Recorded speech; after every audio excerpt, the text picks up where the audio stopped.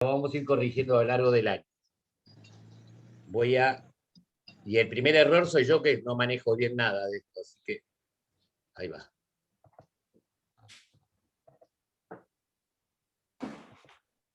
¿Se ve la diapo?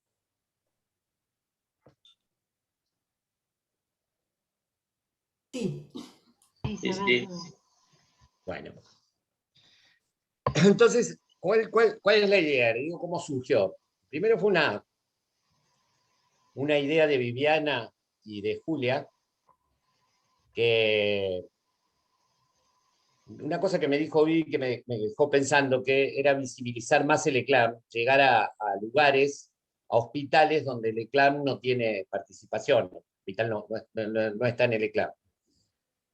Entonces, la primera idea fue, bueno, ¿por qué no hacemos unas charlas abiertas? Charlas es a propósito el nombre, para no poner una cosa de conferencia, ni hacer la idea es información, no es ser académico.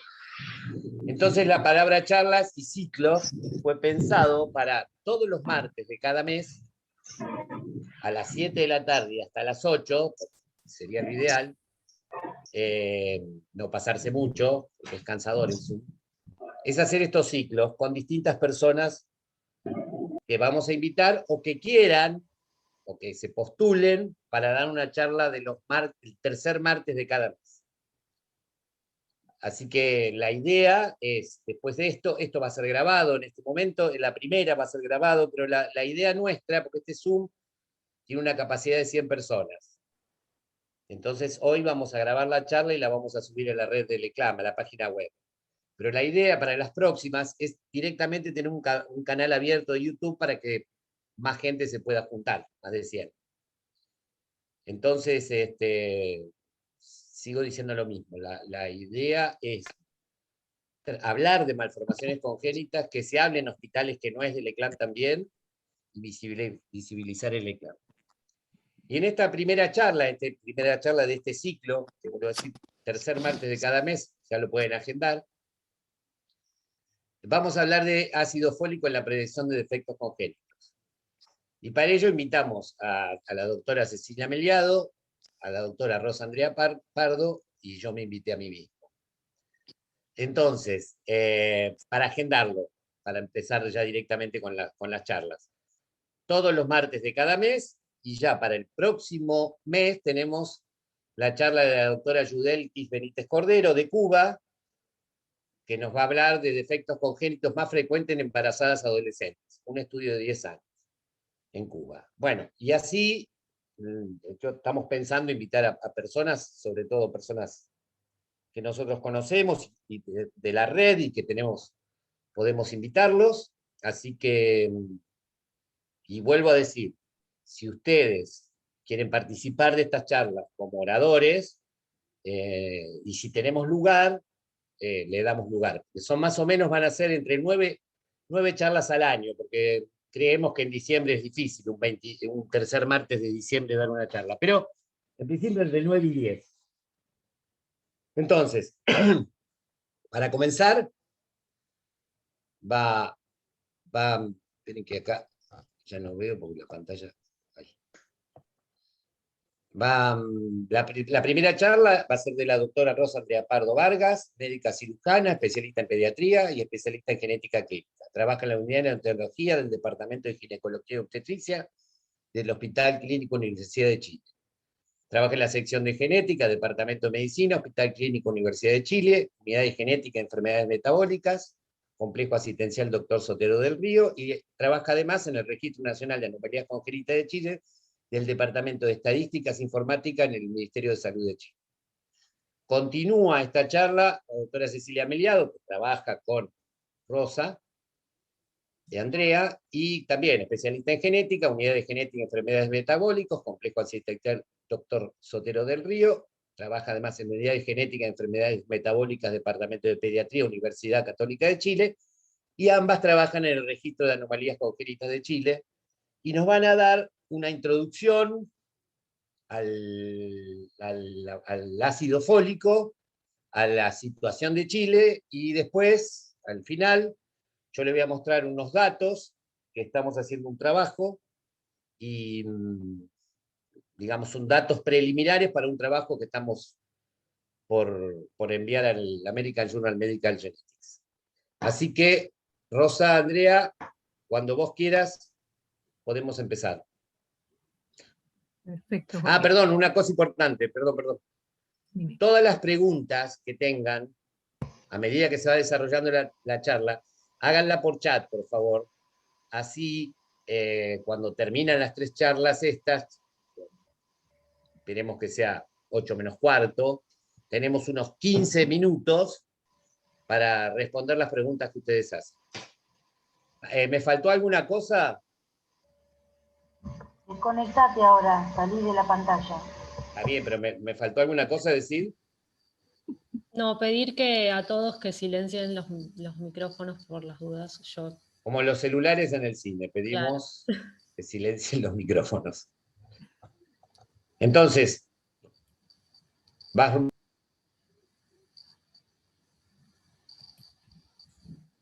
Bueno, buenas noches a todos y bienvenidos entonces a la sesión del día de hoy.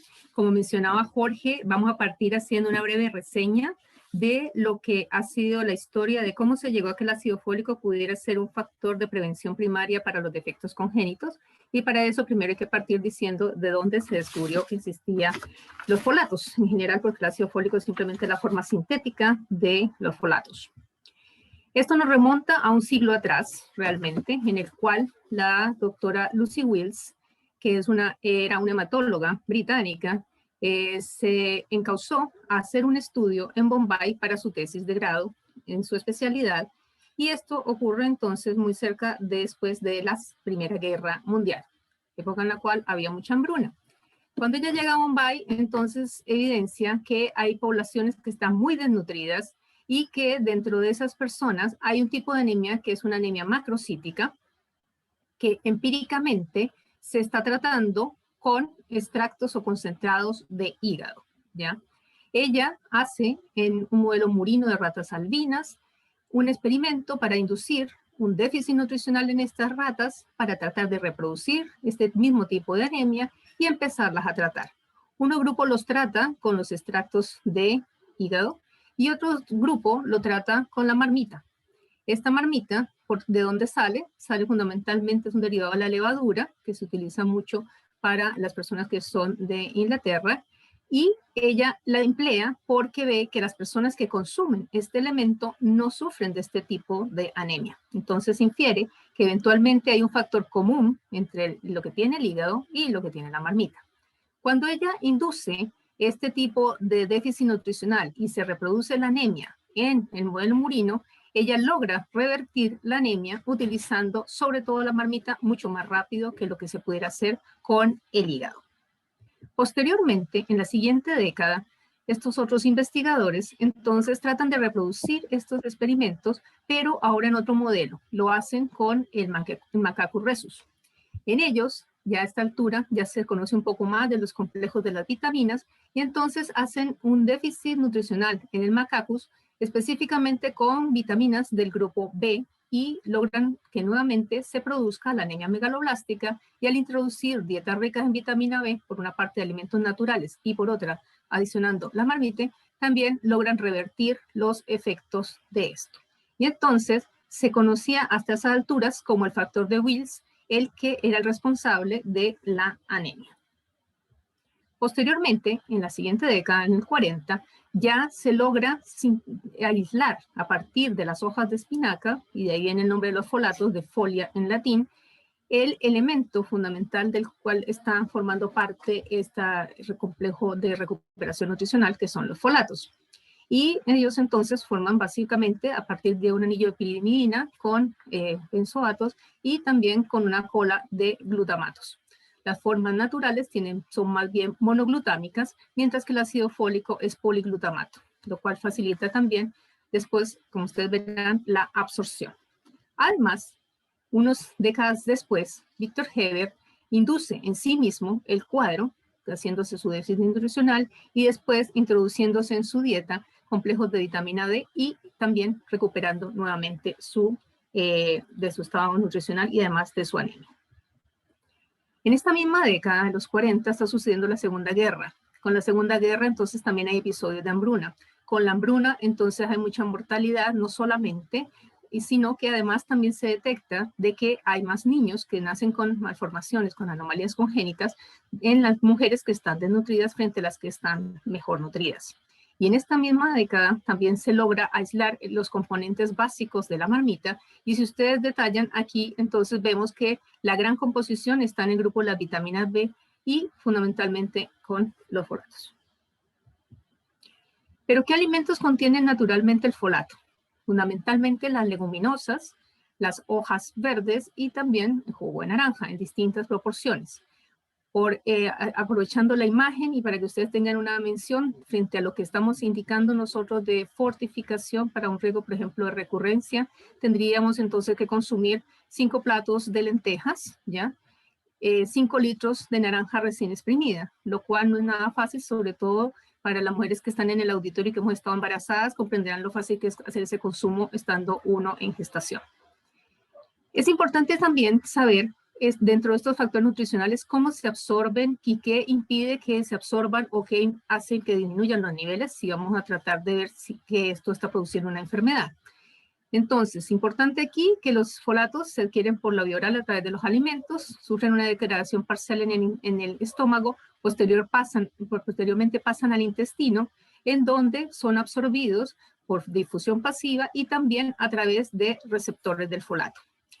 Estos que son absorbidos pasan después al torrente sanguíneo y viajan a través del plasma y también se depositan en los eritrocitos. Pero el gran reservorio que tenemos en el organismo de los folatos es el hígado. Y un poco por ahí va la idea de por qué los pacientes que tenían la anemia macrocítica igual estaban respondiendo con concentrados de hígado.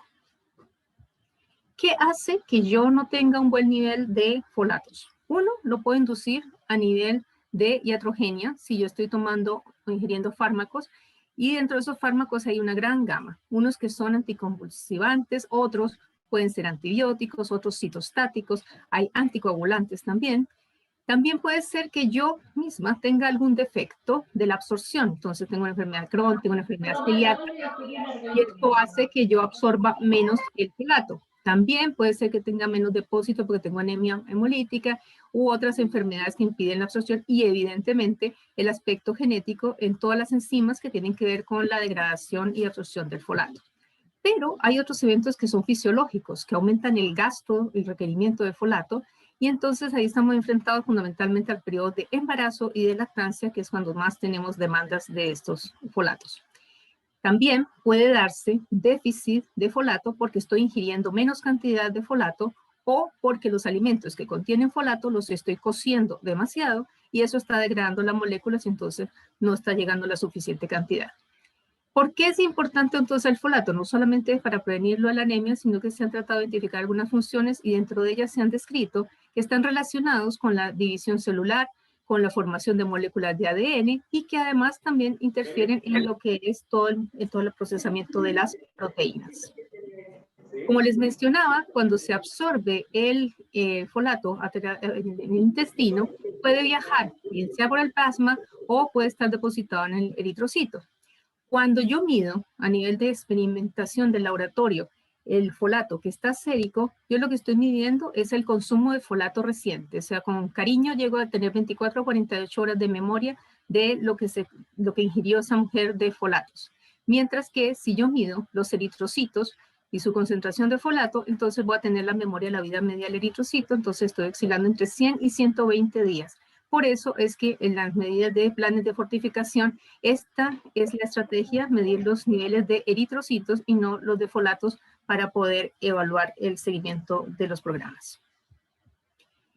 Es importante saber que el ácido fólico inicialmente no se usó para de prevención de efectos de tubo neural, sino que hubo todo un movimiento en la década de los 50 y los 60 en que tanto la FAO como la OMS se preocuparon de establecer los requerimientos básicos de esta vitamina para tratar de prevenir la anemia. ¿Y eso por qué? Porque se detectó que había una alta mortalidad y morbilidad asociada a déficits nutricionales y fundamentalmente que alrededor de la mitad de los niños del mundo se encontraban con anemia y que esto evidentemente redundaba en menos calidad de aprendizaje, menos desarrollo y en la población adulta con menor capacidad de producción también.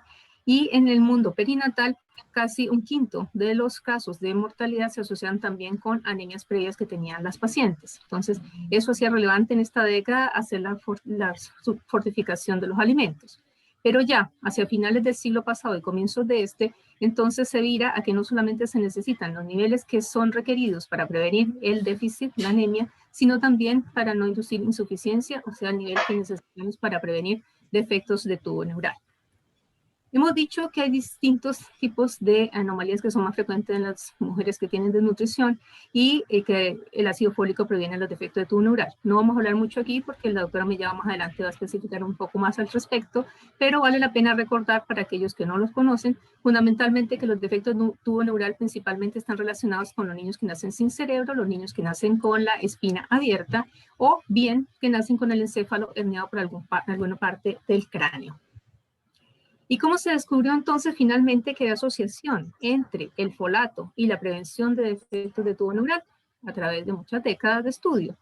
La primera en hablar de esto fue la doctora Hibbard, quien planteó que las mujeres desnutridas que no tenían baja ingesta de folato directamente eran las que tenían más niños con defectos de tubo neural.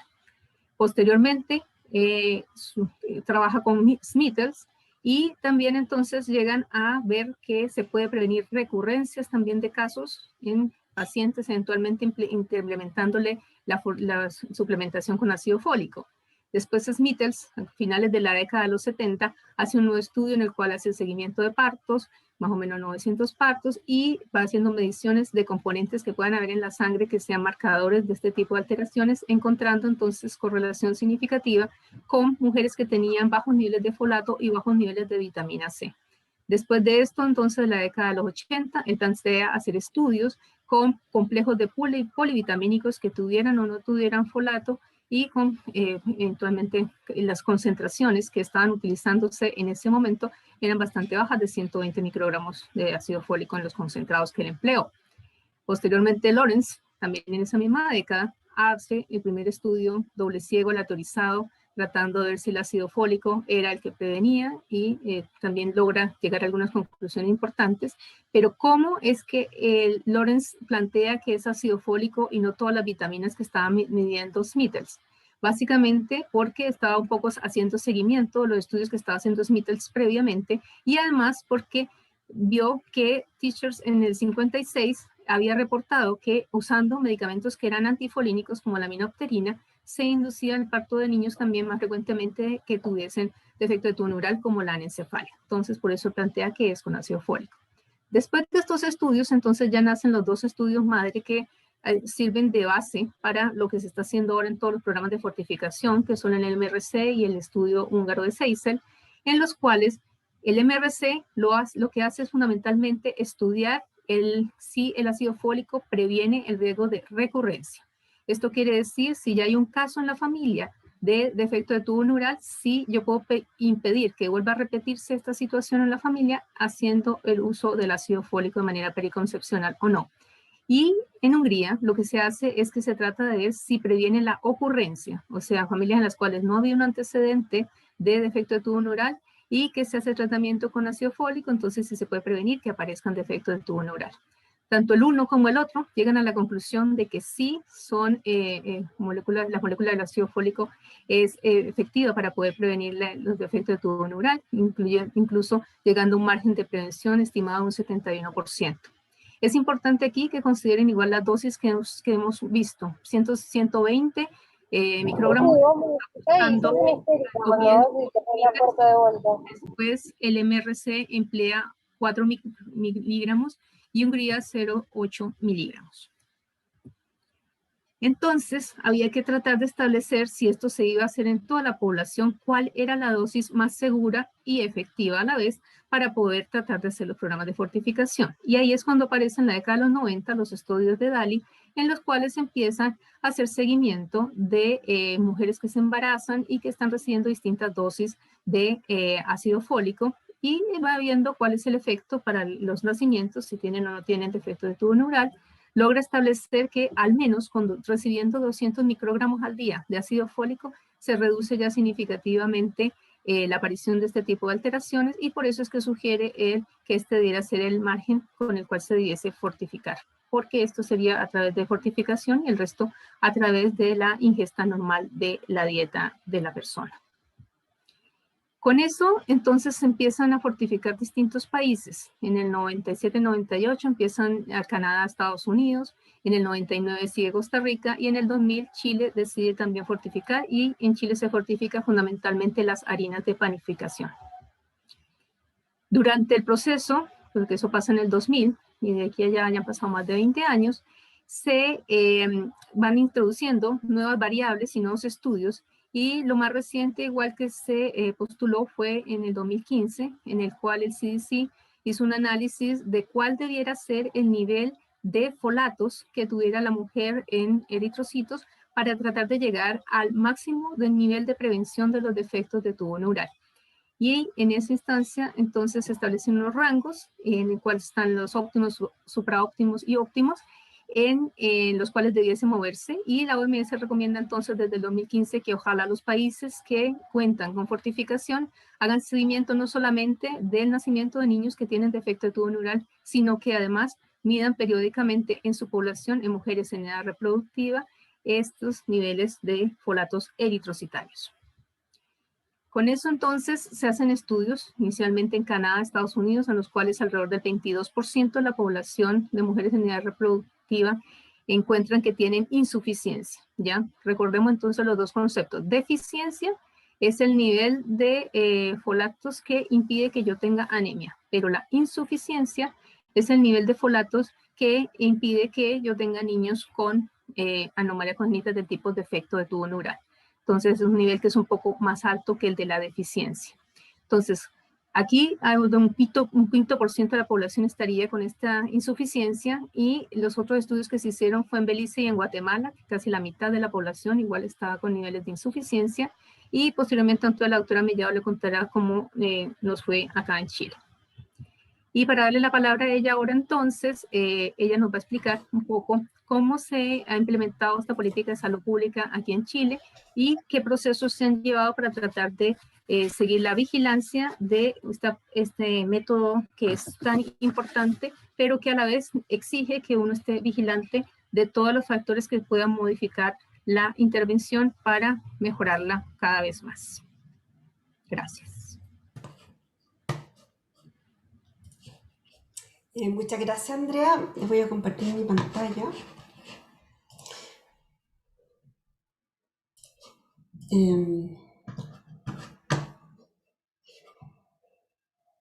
¿Están viendo bien? ¿Sí? ¿Están viendo como modo presentación o una sola? Estamos en las dos diapositivas. Las dos, ya. ¿Ahora? Ahí sí, ya lo presenté. Ya, bueno, muchas gracias. Nosotros vamos a tratar de responder aquí las preguntas que hizo Andrea, y la verdad que con este ciclo de charla, esto es como una charla, y contarles un poco cuál es la historia del ácido fólico en Chile en términos de la prevención del tubo neural. Un poco Andrea ya les contó algo. Los defectos del cierre de tubo neural son anomalías muy graves, ¿verdad?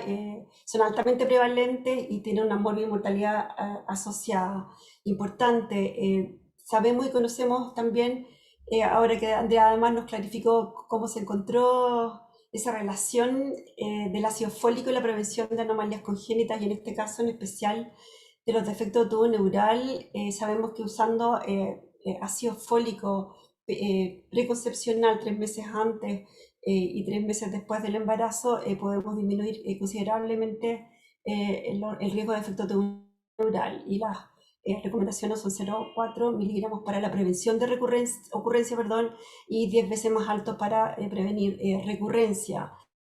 ¿Y cómo aumentamos esto? ¿Cómo lo hacemos? Andrea ya les contó que para mejorar el consumo de ácido fólico a través de la dieta tendríamos que comer una alta cantidad de alimentos que no somos capaces de hacerlo, ¿verdad?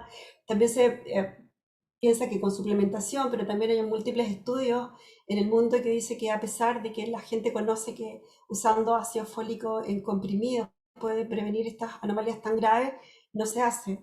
Y además los embarazos, la mayoría tampoco son planificados. Entonces, ¿qué es lo que se pensó? Es que a lo mejor deberíamos dar y fortificar los alimentos con ácido fólico, alimentos de consumo masivo, y eso es finalmente lo que se decidió en muchos países. ¿Qué pasó en Chile? Considerando todos los antecedentes previos que ya conocimos en la presentación anterior, Chile inició la fortificación en el año 2000, y para eso, considerando varios elementos, entre otros el consumo de harina en nuestro país, se determinó que con 2,2 miligramos de ácido fólico por kilo de harina pudiéramos llegar a conseguir esos niveles que necesitábamos para prevención de efecto tubo neural. Hay un reglamento, perdón, de alimentos que están se está revisando permanentemente, se están haciendo cambios, y el último cambio que se hizo en relación al ácido fólico fue el año 2009, en donde se modificó el nivel de la fortificación a 1,8 miligramos. Les voy a contar un poquito más adelante por qué. Entonces, acá esta es una línea de tiempo de las primeras etapas de la fortificación en nuestro país, ya conociendo toda esta evidencia de uso de ácido fólico para la prevención de efecto tubo neural. Los primeros países en iniciar fortificación de alimentos de consumo masivo fue Estados Unidos, Canadá y Costa Rica el año 99 aproximadamente, y nuestro país, considerando toda esta evidencia, inició la fortificación, en este caso para nosotros las harinas, con 2,2 miligramos, como les había dicho antes. Tomando en cuenta y considerando esta oportunidad, el que nos da una chance para evaluar el impacto de este programa, las profesoras del INTA de la Universidad de Chile, Herchamp y Cortés, hicieron un programa que fue financiado por March of Dimes, el CDC, el Ministerio de Salud y todo, y en el cual nosotros con Andrea tuvimos la suerte de participar en esa oportunidad, y quedamos encantados con esto y seguimos como una bandera de lucha en nuestra vida profesional.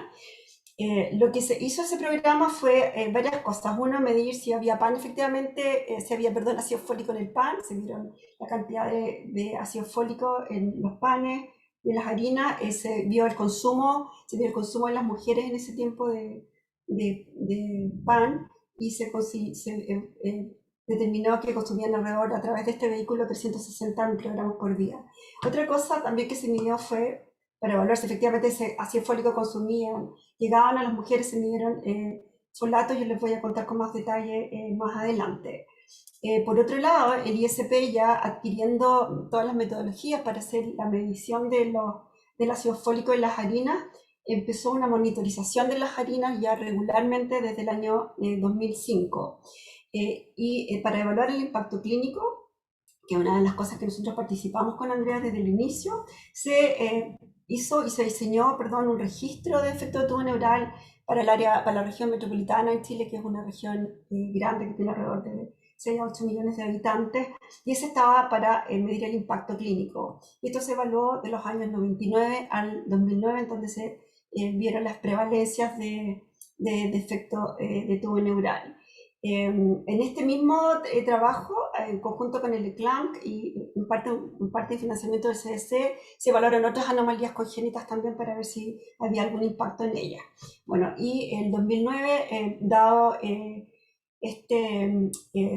alerta que surgió respecto de que el uso de ácido fólico en personas con mayor edad pudiera aumentar la aparición de algunos tumores, se bajó la norma, y además era más parecida a esta norma a lo que se usa en otros países como Canadá y Estados Unidos. Sin embargo, solo para clarificar que esa fue la racional de por qué se cambió la norma, este riesgo de mayor desarrollo de tumores por ácido fólico no ha sido comprobado, así que eso lo quedó en la historia. Bueno, ¿qué se encontró en la evaluación nutricional de folatos? Estos se hicieron antes y después de la medida de la intervención, y se vio que tanto los folatos séricos como los folatos en glóbulos rojos se movieron francamente hacia la derecha, donde hubo un aumento de niveles de 3,8 a 2,5 para los folatos séricos y los folatos en glóbulos rojos. Otra cosa que se midió en ese tiempo era cuántas personas tenían déficit de folato, y era alrededor de 1,3 versus 0 por fortificación, y alrededor de 10,6, perdón, ahí hay un error, versus 0% por fortificación de folatos en glóbulos rojos. Por lo tanto, estábamos viendo que sí estaba haciendo un efecto y al menos el folato estaba llegando a las mujeres. ¿Qué pasó con las tasas y el impacto clínico? Aquí solo para clarificar a los que no están muy cercanos a este proyecto, es que se dividió estas prevalencias, estas tasas, se midieron en 2 periodos: prefortificación, que fue el año 99 y 2000, y posfortificación del año 2001 al 2009, considerando que todas las personas que empezaron a recibir el ácido fólico, los niños nacían en el año 2001. Y en este sentido, los cambios, si ustedes se fijan en las tasas, cayeron dramáticamente, de 17,1 en total a 8,6, cayendo todos los defectos, anencefalia, encefalocelia, espinal bífida, alrededor del 50%. Por lo tanto, había sido una medida exitosa. Y en eso tenemos que considerar que además mejoró los estados nutricionales de folato en las mujeres en edad fértil. Además, se hizo les conté que se hacía un seguimiento a través del Instituto de Salud Pública de los niveles de ácido fólico en la harina de trigo, y sobre el 70% estaba sobre niveles óptimos, y sigue estando más o menos similar hasta ahora. Y luego, bueno, la reducción, como les conté, del 50% de los casos de defecto de tubo neural. ¿Qué pasó después? Bueno, se acabó el registro, entonces quedamos ahí. El programa había sido un éxito, la evaluación había sido positiva y exitosa, ¿cierto? Había habido un cambio en norma. Además, entonces el Ministerio de Salud decidió realizar un nuevo estudio, dado que no teníamos, se había acabado el Registro Nacional de Anomalias Congénitas todavía no estaba operativo, por lo tanto no podíamos medir tasas de defecto de tubo neural, y además había habido este cambio de decreto de fortificación. Entonces decidieron hacer una nueva evaluación de tasas para los años 2010 al 2015. Este fue un estudio retrospectivo. ¿Y qué se hizo ahí? Ahí con Andrea nuevamente participamos, y se determinó la prevalencia de defecto de tubo neural, tanto recién nacidos vivos como muertos, en el año 2010 al 2015. ¿Qué encontramos? Esto nuevamente se hizo en todas las maternidades públicas en la región metropolitana. Para este periodo eran alrededor de 300.000 nacimientos, y no les dije en la anterior, eran alrededor de 600.000 nacimientos en total.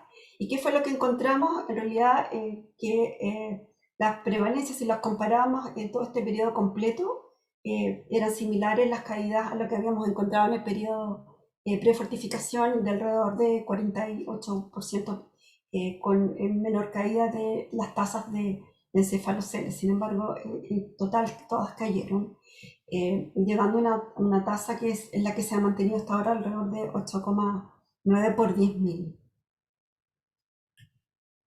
Bueno, ¿y cómo seguimos? Una vez que ya habíamos terminado esta evaluación, y que habíamos quedado que el programa todavía seguía siendo efectivo, apareció lo que nos contó Andrea respecto de la medición de los folatos, tanto en plasma como en eritrocitos, y la posibilidad de hacer evaluaciones para determinar cómo sería este programa de prevención de defectos congénitos. Y además, el año 2016 ya empieza a estar operativo el Registro Nacional de Anomalías Congénitas. Por lo tanto, aquí ya podíamos medir las tasas, pero además el Ministerio de Salud, interesado en lo que había recomendado la OMS el año 2015, decidió hacer este estudio de medición de folatos para hacer una evaluación completa del programa. Y así como el año 2016 se hizo este trabajo, donde se evaluaron las concentraciones de los folatos tanto en suero como en sangre, con una técnica microbiológica en mujeres en edad reproductiva y no embarazadas. Esto también se hizo en la región metropolitana, lo hicimos en centros de atención primaria públicos del país. Se evaluaron 500 mujeres entre 15 y 49 años que no estaban embarazadas, y se midieron los niveles de folatos séricos y eritrocitarios, utilizando la técnica microbiológica, que es la recomendada por la OMS para estudios poblacionales. Los niveles de insuficiencia y deficiencia son los que están puestos acá, y considerando que para prevención de efectos tubo neural más importantes son los niveles de insuficiencia. Se hizo entonces esta técnica del CSC, lo hizo la sección de Química Clínica del Instituto de Salud Público y fue financiado a través del MinSal y de la agencia TEFNE. ¿Qué fue lo que encontramos? Encontramos deficiencias de folatos séricas bastante bajas, que eran similares a las que había encontrado Hertrans en sus estudios anteriores, y además el año 2016-2017 se hizo una encuesta nacional de salud que midieron folatos séricos, y la verdad es que son bastante concordantes los números de ellos con los nuestros.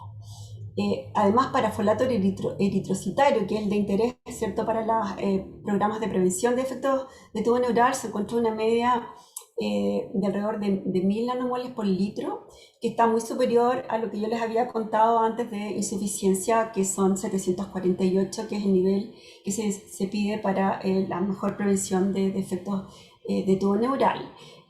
Por lo tanto, nosotros, si medimos este grupo, que fueron 70 de las 500 mujeres, aclarar que este grupo contiene al grupo de deficiencias, teníamos solo un 14% de mujeres que tenían niveles insuficientes de ácido fólico, o sea, teníamos un 86% de mujeres que tenían niveles de los recomendados por la OMS para prevención de defecto de tubo neural. Y es así como estos son los niveles, ¿cierto?, para hacer una prevención óptima con prevalencia de 4 o menos de 9.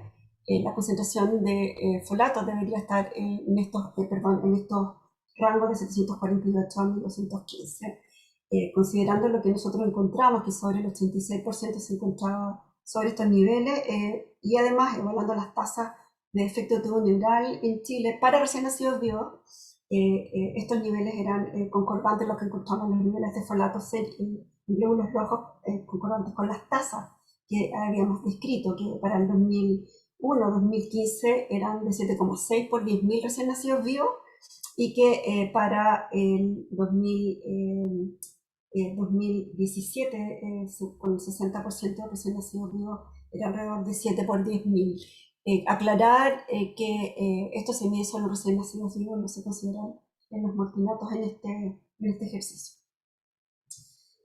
Bueno, siguiendo con la línea, aquí podemos ver que finalmente ya teníamos todas las mediciones que son importantes para monitorizar estos programas, pero el año 2019-2020 además hemos participado en una nueva evaluación de normas de micronutrientes que incluía los folatos y que se hicieron algunos cambios mínimos, pero en el fondo la idea es continuar con la misma monitorización. Acá. Y además el Registro Nacional va a seguir con la monitorización de las prevalencias. Entonces, acá, ¿cómo ha trabajado Chile este plan de supervisión del programa de fortificación con ácido fólico? Primero el Ministerio de Salud normó, además supervisa y evalúa el programa.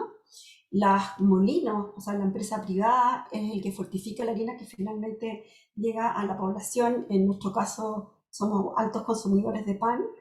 Las secretarías regionales ministeriales son las que supervisan también trimestralmente y sancionan si es que hay algún problema con esta cantidad de ácido fólico adicional a la harina. El Instituto de Salud Pública chileno es el que mide el ácido fólico de la harina, pero además yo les había contado que mide los folatos séricos y eritrocitarios, y esto es uno de los objetivos importantes de este programa de proyecto de medición de ácido fólico, es que se creara un laboratorio regional en donde diversos países de Sudamérica idealmente, pero la verdad es que también ha habido países como de África que han solicitado el estudio poblacional de niveles de folato al Instituto de Salud Pública, que será como un objetivo importante del proyecto de medición de folato. Bueno, y finalmente el Registro Nacional de Anomalías Congénitas es el que vigila las tasas de efecto de tubo neural, y esta pertenece al Departamento de Estadística e Información de Salud del Ministerio de Salud. Bueno, y para finalizar, el programa de fortificación en nuestro país ha cumplido los estándares que se han sugerido para esta intervención, y estos son monitorizar los niveles de fortificación con ácido fólico en las harinas, o sea, se mide trimestralmente el nivel de harina en los molinos, Se registra además la prevalencia de efecto de tubo neural de forma permanente y actualmente a través del Registro Nacional de Anomalias Congénitas, ya no con registros especialmente diseñados para eso. Y desde hace unos años empezamos a hacer la monitorización de la medición de folatos en mujeres en edad reproductiva. Creemos que esto es súper importante, que se cumplan todas las medidas y continuar reforzando la ejecución de las mismas para poder mantener la supervisión de esta exitosa estrategia de salud pública. Creo que esa es la última y muchas gracias. Y como les decía, queríamos contar una historia de cómo nos ha ido con este programa. Muchas gracias. Gracias, Andrea, y gracias, Ceci. No, gracias a ustedes. Me facilitan la tercera y última presentación, que en realidad van a ser datos, porque voy a mostrar concretamente.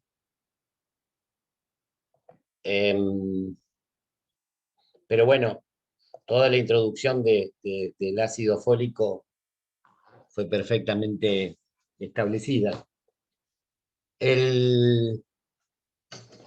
Yo le voy a mostrar que el ECLAM, en principio, monitorizó desde que Chile comenzó a fortificar los alimentos y los recién nacidos comenzaron a hacer el 2001, el ECLAM tiene una serie de trabajos, acá hay unos 9, 8, más, algunos más que no están puestos, en la cual siempre fuimos monitorizando la frecuencia de esas malformaciones. Y lo primero que yo hice con esto fue encontrar una revisión que hace el grupo de Godfrey, de Hockley, hijo, donde Cancherla todos los años hace una actualización global de la prevención de ácido fólico de espina bífida en encefalo. Y lo que hace es una revisión de todos los países que fortifican y a cuáles no.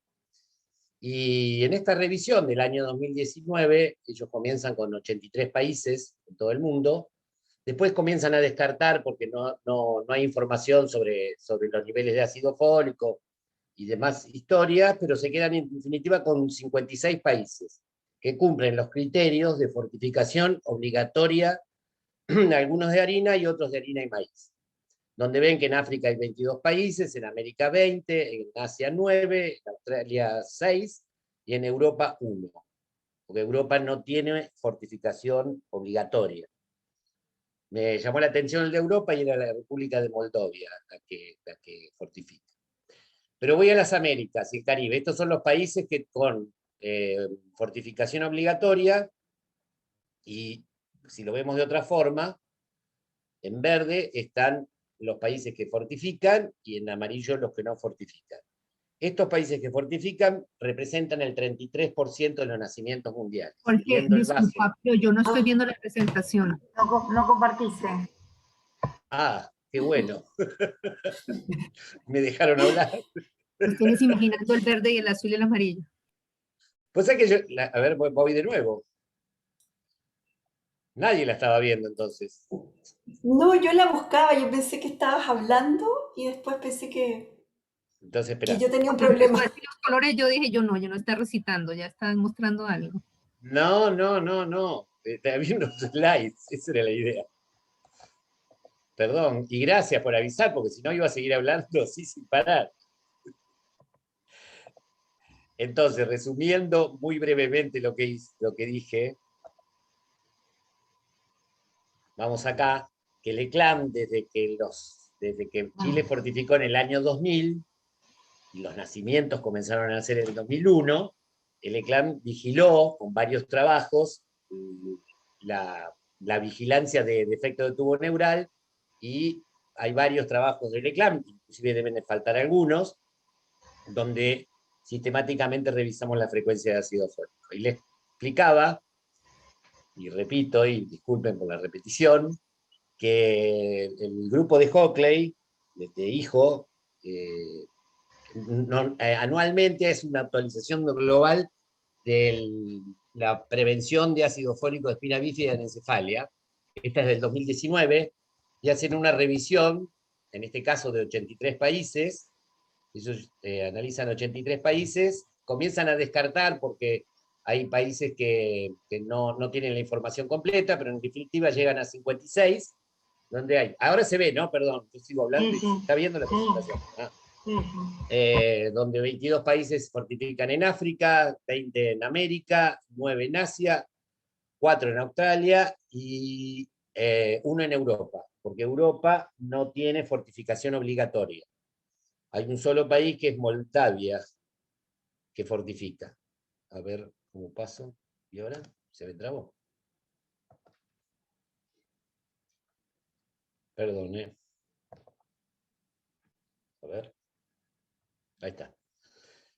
En América, entonces, los 20 países en América y el Caribe que fortifican son estos. Viéndolo en un gráfico, esto que es más fácil, en verde están los países que tienen fortificación obligatoria, lo cual representa el 33% de los nacimientos mundiales. Si ven en Sudamérica, los países que no están fortificados, que participan del ECLAM, está Venezuela. Esto no quiere decir que no suplementen, quiero decir que no tienen una ley o un decreto nacional con fortificación obligatoria de alimentos o de harinas de trigo o maíz con ácido fólico. Si vemos el vaso, no sé por qué se traba, creo que no entiendo. Si vemos el vaso medio vacío, estos son los países que no fortifican, que corresponde al 67% de los nacimientos de todo el mundo. Estos son posibles países que se podrían beneficiar con la fortificación de ácido fólico. En este trabajo lo que siempre hacen ellos es comparar la frecuencia de los países fortificados con no fortificados en varios, nacido vivo, nacido muerto, nacido vivo, nacido muerto, en países con interrupción del embarazo permitido, y ven que la reducción, en definitiva, de espina bífida está en torno del 43%. Muy parecido, porque esto tiene variación, a lo que mostró Cecilia, lo que sucede en Chile. Quiere decir que, a modo de simplificar esto, la mitad de los casos con espina bífida se pueden evitar, fortificando alimentos.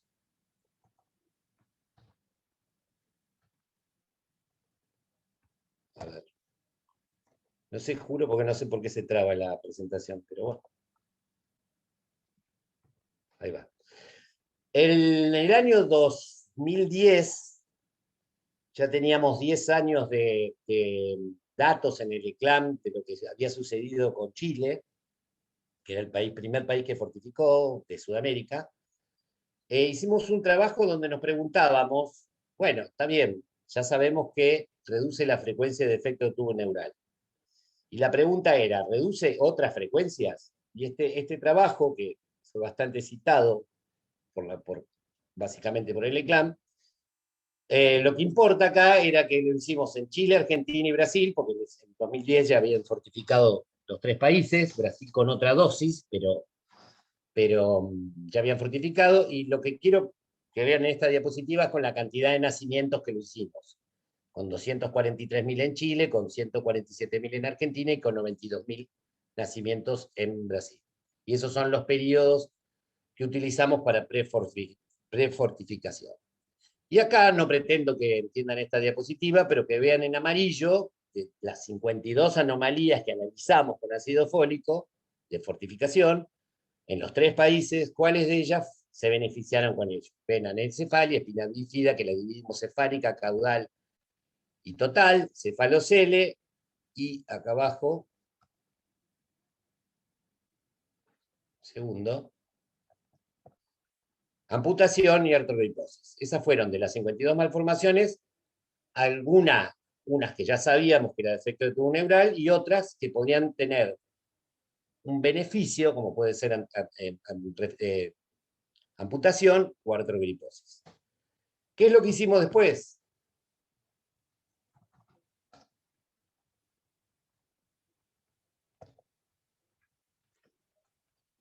Para pasar de una diapositiva tengo que salir, porque no pasa, no entiendo por qué. Wow. ¿Qué es lo que hicimos ahora? Esto es lo que yo les quería mostrar. Lo que hicimos ahora, dijimos, bueno, ahora tenemos 20 años de datos de fortificación. Entonces, ¿por qué no repetimos el trabajo del 2010? Lo mandamos a la misma revista, con posibilidad de aceptación, y analizamos con mucho más muestras qué pasa hoy con los defectos de tubo neural y con otras. En este caso aumentamos a 57 defectos, y con el grupo de Buenos Aires, este trabajo que lo está coordinando Fernando Poletta, estamos haciendo este trabajo que pensamos tenerlo terminado brevemente, así que lo que le voy a mostrar son datos preliminares. ¿Por qué nos hicimos esta pregunta? Y bueno, porque es evidente, como dijo Cecilia, que hubo algunos cambios en la fortificación. Otra sospecha que países no estuviesen fortificando, esa era otra posibilidad, que hayan dejado de fortificar, por lo tanto veríamos un aumento en las frecuencias. En fin, queríamos monitorizar con más muestra qué es lo que está pasando hoy, en el año hasta el 2019, con la fortificación de ácido fólico y el impacto sobre 57 defectos congénitos. Bueno, ahora se trabó del todo.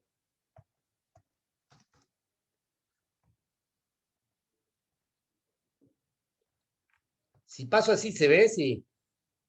Sí. Bien. Entonces, lo que íbamos a hacer es lo mismo, con 3 países, Chile, Argentina y Brasil. La hipótesis que había que por lo menos, dado que Chile y Argentina tenían la misma, dosificaba con la misma,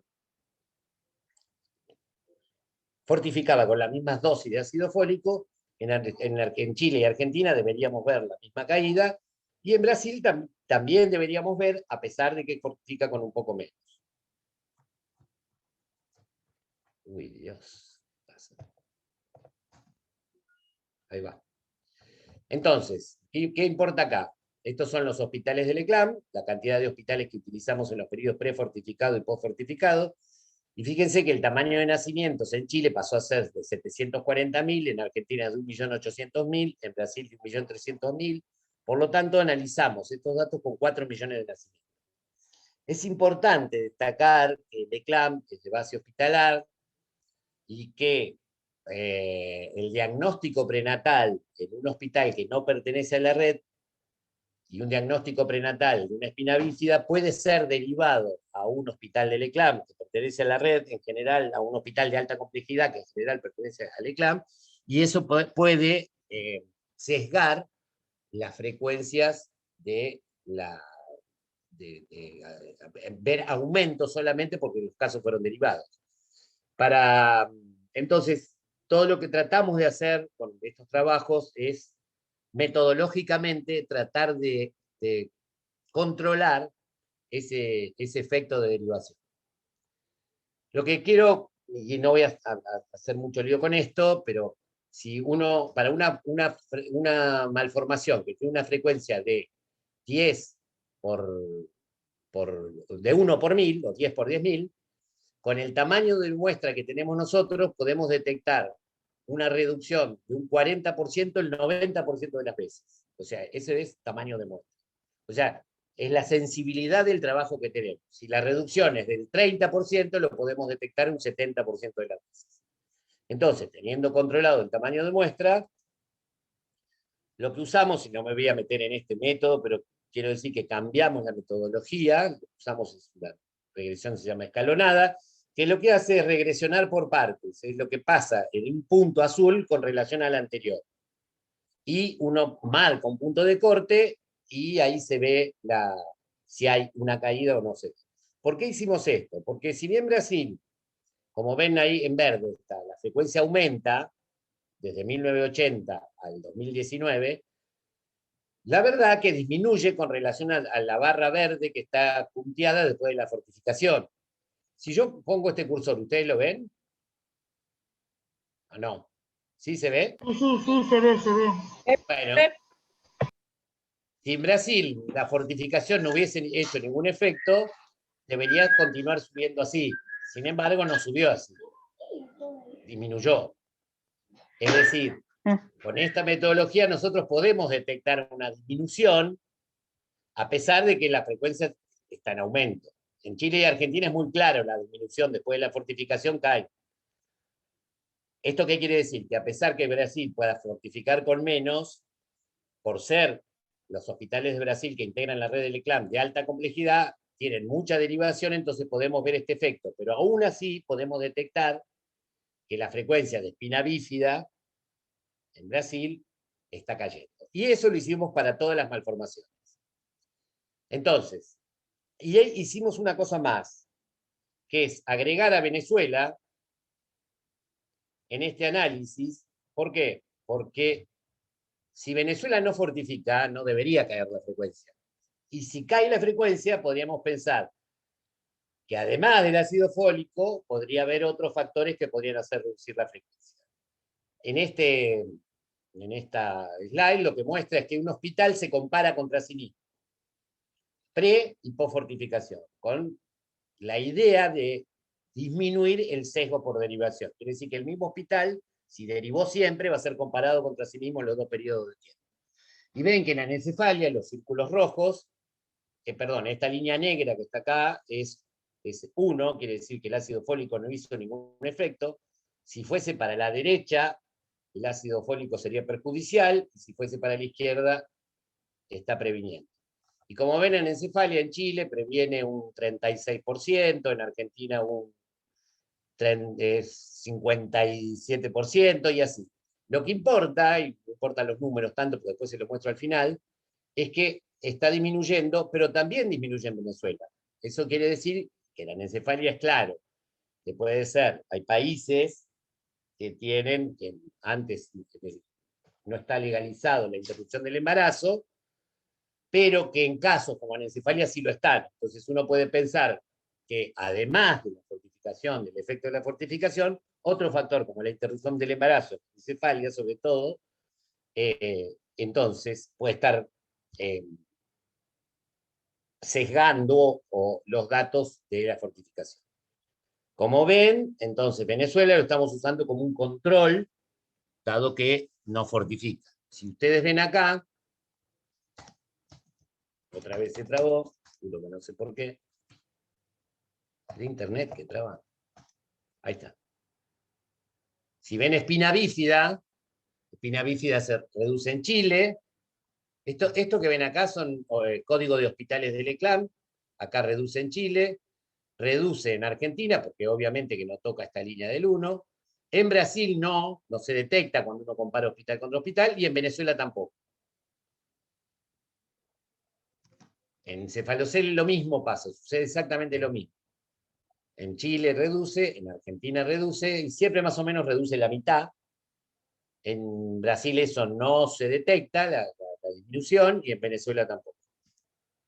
Artrogriposis, hay una reducción en Chile, también grande, de un 60%, de un 40%, en Argentina, en Brasil, pero también en Venezuela. Eso quiere decir que puede haber otros factores que pueden estar incidiendo en la prevalencia, en la reducción de la prevalencia de artrogriposis.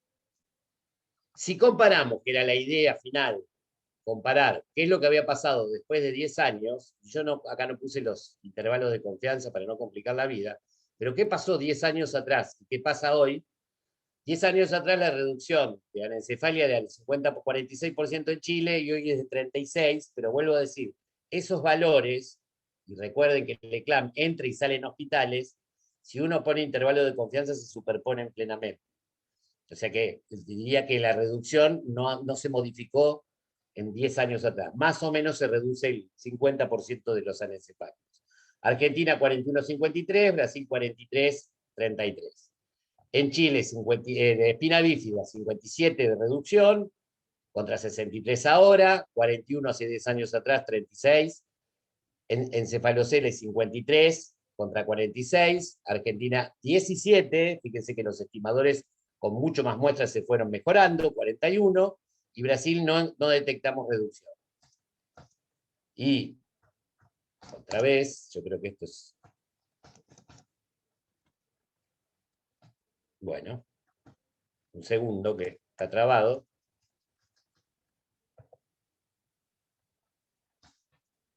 No, me pasé. lo dejo a Talip algo, lo dejo para otra oportunidad, quiero llegar a la reducción, lo mismo. Antes habíamos visto una reducción del 34%, del 53% y del 43% 10 años atrás, y hoy también significativas del 19, 40 y 60. Esto, vuelvo a decir, hay que revisarlo más porque también cae en Venezuela, y lo mismo pasa con amputación y con artrosis. Estas dos malformaciones, estos son datos preliminares, tenemos que revisar bien, son todas malformaciones aisladas, sin defectos asociados, y estamos en la etapa final de estar revisando los datos y tratar de encontrar una explicación, si la hay, a las nuevas malformaciones que encontraron, como amputación y artrosis. Pero en definitiva, la conclusión es fortificada.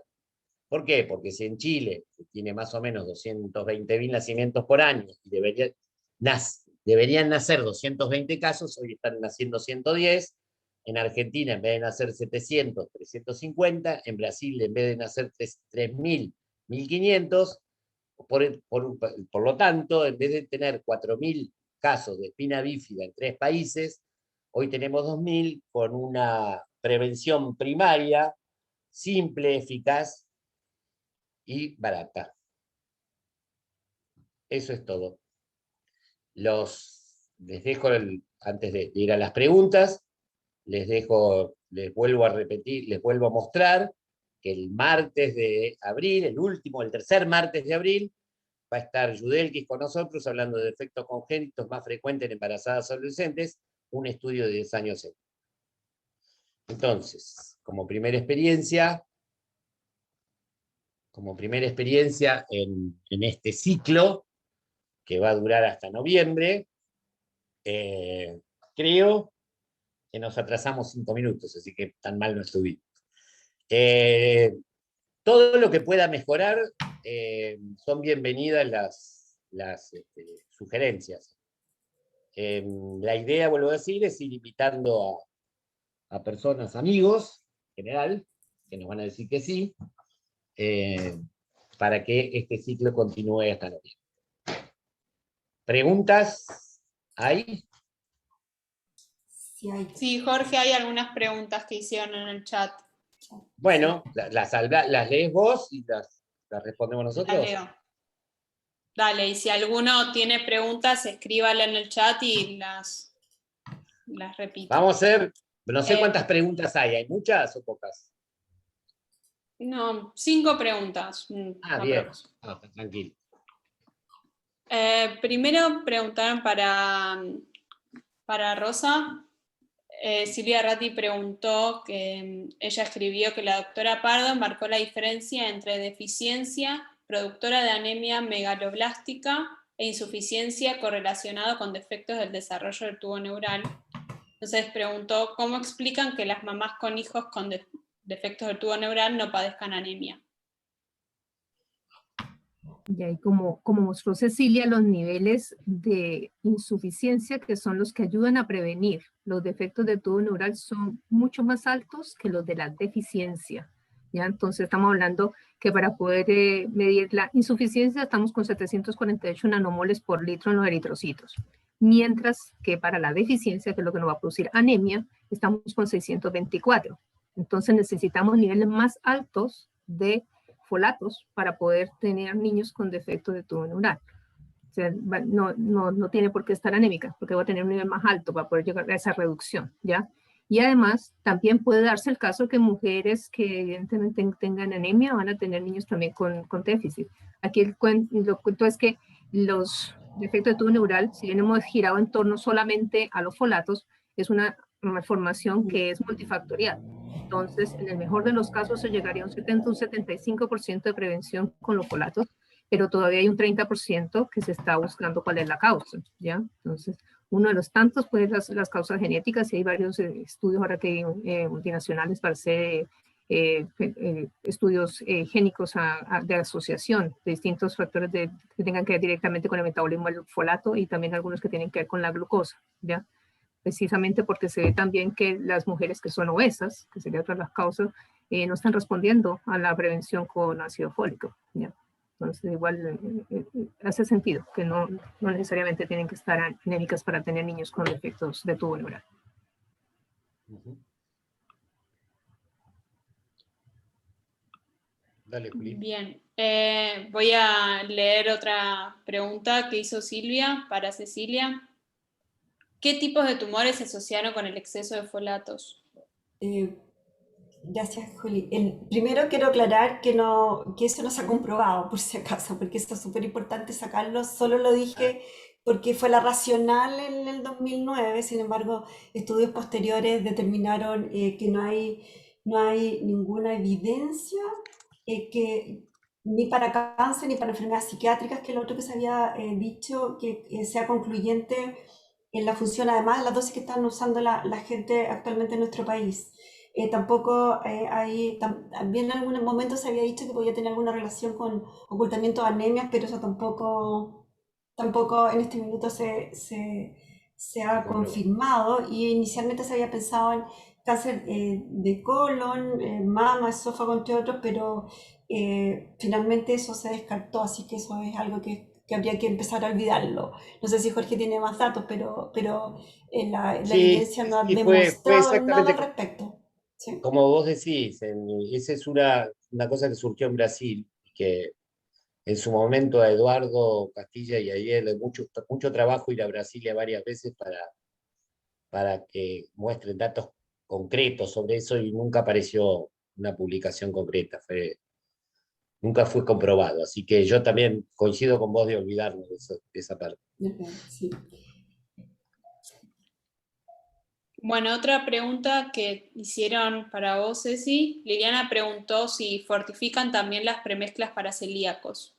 Esa respuesta es fácil, ¿no? ¿No? No sé. No, solo harina blanca. No. Pensaba que sí, mirá. Nosotros también. Ah. Hola, nosotros hicimos un censo con Cecilia a raíz del proceso que le mencionó ella de la revisión de los micronutrientes que hubo ahora en el año 2020 y se hizo un censo en los distintos productos que hay etiquetados en el mercado, ¿ya? Algunos de los que ya vienen elaborados, no la harina en sí, sino los que ya vienen elaborados, los panes que vienen para celíacos, venían etiquetados con que tenían fortificación y que estaban con el mismo nivel de fortificación que la harina blanca.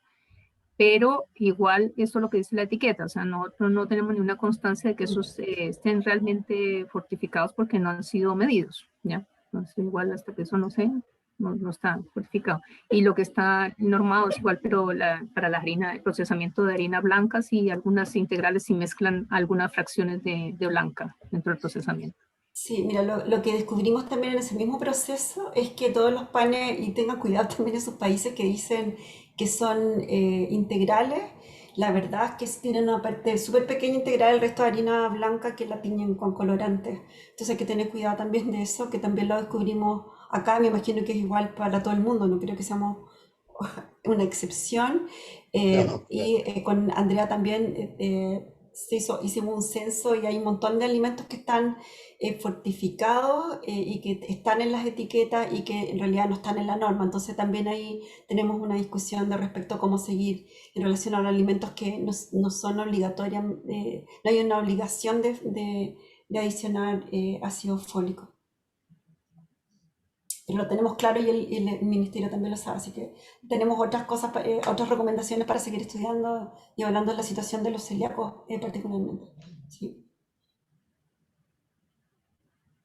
Bueno, también respecto a la fortificación, Pablo preguntó si ha planteado fortificar con vitamina B12. Hola Pablo. Hola, Muy, Pablo. muy excelente pregunta. ¿Sabes qué pasa? Que tuvimos la estaba, suerte. estaba programada ya. Sí, ya nos habíamos puesto de acuerdo. No, lo que pasa es que tuvimos la suerte de seguir trabajando en esto con el ministerio, entonces la verdad es que trabajamos en micronutrientes, tuvimos una serie de reuniones como mucho más de un año, hasta llegar a algunas conclusiones. En Chile no se fortifica con B12, pero sí desde los años 60, o antes de los años 60, con tiamina, riboflavina, niacina y hierro, y ahora ácido fólico de antes de los años 60, y eso era para prevención de anemia principalmente. también por supuesto, no sé si lo dije, hierro. Sin embargo, vitamina B12 no se está fortificando. Y eso es súper importante, Pablo, porque la relación entre la cantidad de ácido fólico y vitamina B12 es súper importante para las personas de mayor edad. Entonces, en eso lo tenemos claro, y una de las recomendaciones que se hicieron es intentar hacer medición de folato y vitamina B12 en la población. El año 2016-2017 se hizo la ENS, que determinó que alrededor del menos del 10%, pero no es un número bajo, de personas de mayor edad, de gente de población mayor, tiene déficit de vitamina B12. Y la combinación entre aumento de fólico y vitamina B12 es muy buena. Entonces, una de las cosas es continuar con las fortificaciones. Hay un montón de programas para prevención de anemia y déficit de B12 en Chile.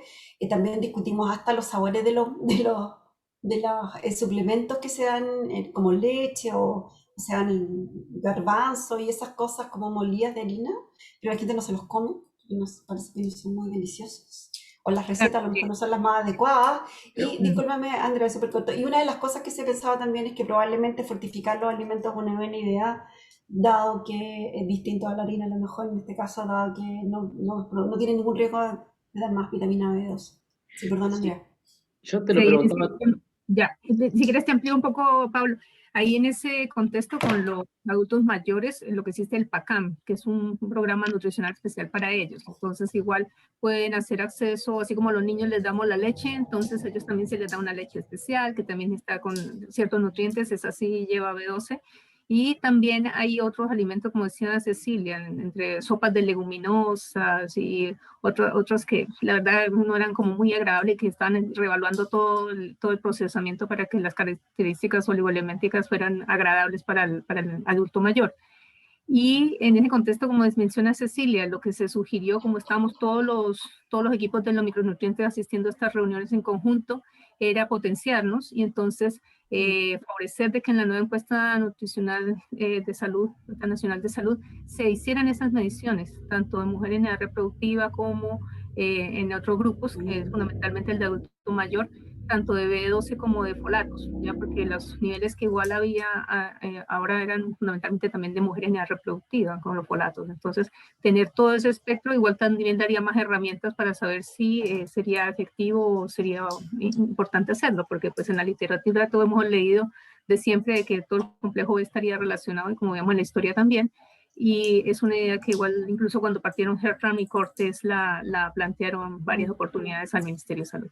Sí, Claro. aclarar, disculpa Pablo, que la ENS, que la encuesta nacional chilena, hizo las dos mediciones, pero la de folato fue solo mujeres en edad fértil, entonces no se pudo comparar por los grupos etarios. Sí, perdona, tú ibas a comentar algo. No, yo simplemente lo que planteaba, además de la cuestión de los adultos mayores, que es re importante, está el tema de los defectos del tubo neural también, digo, porque hay varios trabajos que encuentran asociación con B12 y que como que potencia el efecto del folato, con lo cual sería muy interesante. Nosotros no fortificamos, la mitad de nuestra población en Argentina tiene deficiencia de B12, o sea, tenemos una situación complicada y podríamos reducir aún más quizás. Hay bastante gente que propone eso. No sé, sería interesante que algún país lo empiece a hacer. Estaba en conversación y fue una de las recomendaciones del grupo de vitamina B12, pues nos separamos un grupo de hacer.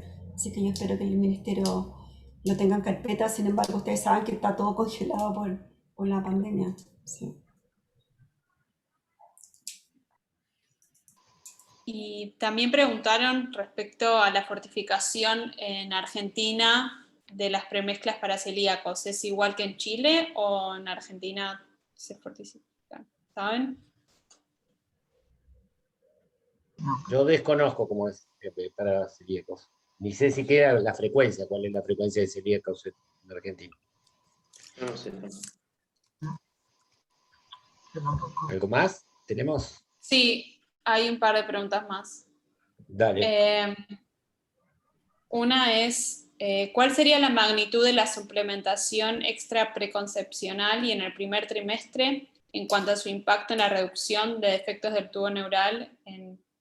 Bueno, Cristian puso nuestro país, no sé si es Chile, Argentina o Chile. Chile. Yo puedo la pregunta decir es, algo. Ah, perdón. dale. ¿Cuál Sí, sería no, la vos- magnitud? ¿La repito? ¿La repito?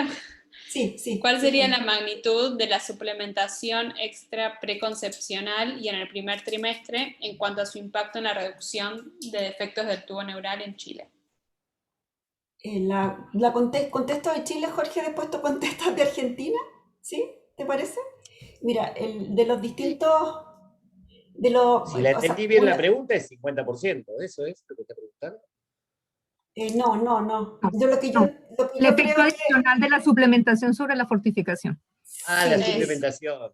Ah, sí, mira, lo que pasa es que ahí hay un detalle súper importante, es que al menos en nuestro país, y lo que recomienda, y por eso se eligió fortificar en muchos países, el 50% de los embarazos, incluso más altos, no son planificados, uno, y por lo tanto las claro. personas no se Sí, sí, sí. preparan para eso, esa es una cosa. Y lo otro, nosotros hicimos una encuesta cuando hicimos los folatos, la medición de folato no fue solo medir folato, sino que medimos también consumo de pan y de otros alimentos y también de suplementos.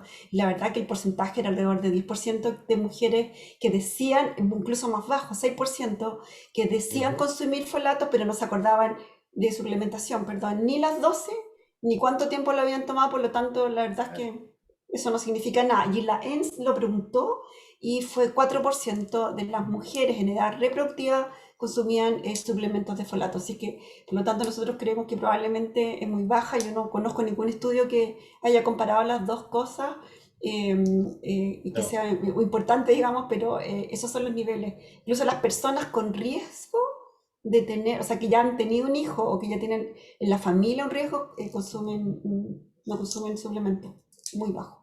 Y además el hecho de que la adherencia a la suplementación es muy baja. Entonces no solamente no se planifican los embarazos, sino que en el mejor de los casos la literatura reportó un 30% de adherencia, de continuidad. Nosotros, cuando recién se empezaron los programas en la primera década de este siglo, hicimos una encuesta con los alumnos de la Universidad de Chile y fuimos a toda la maternidad y le preguntamos a la señora Puérpera, usted tomó, bueno, distintos factores para la prevención de efectos congénitos en general. Y el índice de respuesta de estas mujeres fue un 10%, que habían recibido información del ácido fólico antes y que lo habían consumido en alguna instancia, pero no rigurosamente. Y en ese mismo tiempo hicimos simultáneamente una encuesta en la atención primaria, ya a matrones, a nutricionistas, a médicos, a especialistas que tenían que ver con la atención directa de mujeres en edad reproductiva, incluso hasta pediatras incluimos allí para considerar las adolescentes. Y para sorpresa nuestra, solamente el 5% de estos profesionales sabían indicar bien el ácido fólico, ¿ya? Y además tampoco estaba dentro de los medicamentos que estaban incluidos dentro de las prestaciones de servicio de salud. Entonces, aparte todo, si lo recetabas, entonces tenía que comprarlo, entonces no era como muy fácil la cosa, ¿ya? En Esa general encuesta se no hemos vuelto a repetir, pero igual no variaría un poco, pero no creo que tanto. Probablemente No. ahora pudiera ser que haya algún cambio porque están las guías perinatales y eso no existía en ese tiempo. Entonces, nuestras guías del Ministerio de Salud, la recomendación para prevención de ácido fólico está escrita según las recomendaciones de la OMS y la mayoría de los obstetras tienen acceso a esas guías que son del Ministerio de Salud. Pero si bien es cierto, puede estar todo escrito, las personas que son las que van a estar afectadas no lo están consumiendo y además cuando ya entienden la adherencia al tratamiento, a usar las bajas. Sí. Sí, y ni hablar de la suplementación postconcepcional, que en realidad no sirve. Ya pasó. Ya pasó. Ya pasa. ¿Sí? ¿Hay otro más? Sí, pero antes la pregunta, entonces, Cristian dice, supongo entonces que no se sabe si una paciente con suplementación reduciría aún más el riesgo de defecto del tubo neural por falta de información. No, no se sabe, pero la indicación sería que no, que llega un punto donde las espinas bífidas, por ejemplo, no se pueden reducir más porque hay muchas causas genéticas de espina bífida. Entonces, o Cristian, no. también va a depender del nivel de folatos que maneje esa mujer, porque si tiene una baja ingesta, va a tener menos nivel del 748 que le estamos pidiendo mínimo para poder que lo tenga. Y entonces ahí sería mucho más beneficiada y pudiera llegar al menos a equiparar el porcentaje de reducción que tiene la otra parte de la población que está recibiendo la fortificación uniformemente. Sí. Sí, Creo que no habíamos entendido muy bien la pregunta. Que hay un umbral de reducción, no es que con Claro. fortificación más suplementación vas a llegar a reducir a 0. No es eso. No. O sea, si llegas a tener, como dice Andrea y Jorge, los niveles suficientes para la prevención, puedes llegar a prevenir hasta el 70%, ya sea con el uso o la ingesta de ácido fólico, ya sea por alimentos fortificados o por suplementación. Ujú. Julián, ya hacemos. ¿Cuántas quedan? 2. Dale. Una, si hay algún mecanismo molecular propuesto para explicar la relación entre aporte de folato y defectos del tubo neural. No. Esa es la eterna discusión cada 2 años que llevamos al Congreso Internacional de los Defectos Congénitos, que todos lanzan su teoría, sus modelos que hicieron y todavía no se sabe. Así que bienvenidos todas las ideas. Sí, estaba la historia de la metilhidrato folato reductasa, pero como camino causal, yo no conozco nada. A nivel molecular. Bueno, y la última pregunta es si habría evidencia de que las madres celíacas tendrían más chance de tener más hijos con defectos del tubo neural, y en ese caso indicar suplementación de ácido fólico en ese grupo poblacional. Sí, son un grupo de riesgo, definitivamente. Exacto, o sea, la respuesta está ahí mismo, sí, hay que indicar, porque esas personas posiblemente no están consumiendo los niveles de ácido fólico suficientes, dado que no están consumiendo las harinas fortificadas o los alimentos fortificados en este caso. Pero sí son un grupo de riesgo. No necesariamente todas van a tener los niveles de folatos bajos, porque va a depender cuál es la ingesta, pero sí suplementar sería una excelente idea. Y aquí tal vez hacer una aclaración de que como estamos personas de distintos países, en distintos países se fortifican distintos alimentos, ¿ya? Porque como explicó Cecilia, cada uno escoge en su país el mejor vehículo para hacer la fortificación. En Chile la harina porque es un consumo transversal y una ingesta alta, pero en otros países puede ser la harina de trigo, la de maíz, en Costa Rica que tienen la leche, el arroz, o sea, muchas cosas, ¿ya? Sí. Entonces, en esas poblaciones cada uno tiene que reevaluar es dentro de su realidad cuáles son los alimentos que están fortificados para tratar de establecer cuáles son las poblaciones de riesgo y que necesitarían suplementación. Bueno, ¿no tenemos más preguntas? Porque No, en algún momento tenemos que cortar. Nada, pero está buenísima la conversación. Sí, lo que pasa es que lo que no quede que después hasta las 10 de la noche es un plomo, ¿entendés? Que no se pinche el primer día. Vamos a poner un límite por ahora. ¿Hay más preguntas, hacemos? Dale. No. Bueno. Salvo que alguien quiera preguntar algo. ¿Cómo? Capaz alguien quiere preguntar algo. No, yo le quería decir que muchos están preguntando si esta charla va a estar grabada y dónde va a estar, que va a estar en la página del ECLAM, www.eclam.org. Ahí va a estar esta y todas las charlas, no solo esta. Pero además recuerden que para la próxima vamos a intentar abrir el canal de YouTube abierto para que entren otras personas. Hoy entraron en torno de 70 y pico de participantes. Así que fue la primera experiencia, yo creo que vale la pena continuar con este ciclo. Vuelvo a decir, cualquier sugerencia que tengan, por favor nos las dicen. El mail es eclam@eclam.org, y aquel que quiera participar como orador, también nos avisen, si tenemos lugar, en este año lo ponemos. Recuerden que son 9, más o menos las presentaciones que vamos a tener este año. Así que, bueno, creo que nada más. Damos por cerrada del ciclo de charlas. ¿Está bien? Gracias a todos. Gracias. Muy bien. Gracias a todos los que participaron. Y yo quería agradecer particularmente a Marta Escurra por su inestimable ayuda, y ella sabe por qué lo digo. Y gracias. Chau. Chao, estén bien todos. Gracias.